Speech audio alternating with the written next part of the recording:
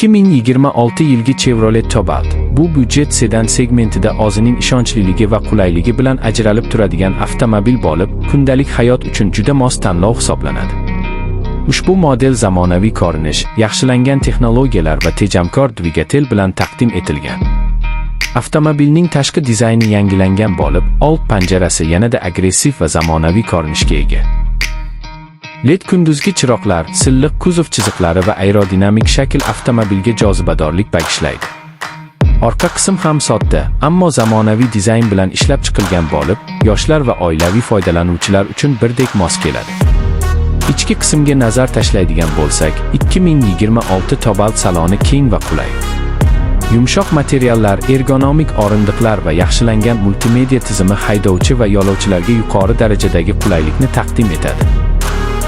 Markaziy panelda sensorli ekran joylashgan bo'lib, u orqali navigatsiya, musiqa va smartfon bilan ulanish imkoniyatlari mavjud. Apple CarPlay va Android Auto qo'llab-quvvatlanishi ham katta afzallik hisoblanadi.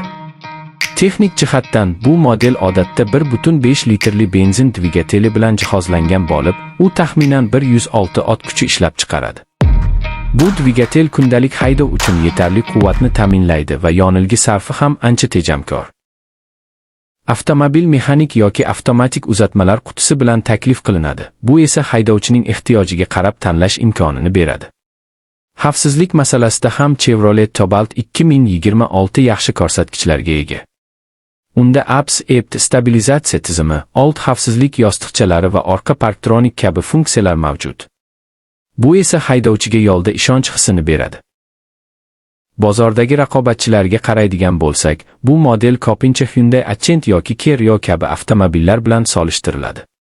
Biroq Cobalt o'zining arzonligi, xizmat ko'rsatish xarajatlarining pastligi va oddiy konstruksiyasi bilan ustunlikka ega. Narx jihatidan esa 2026 Chevrolet Cobalt o'rtacha byudjet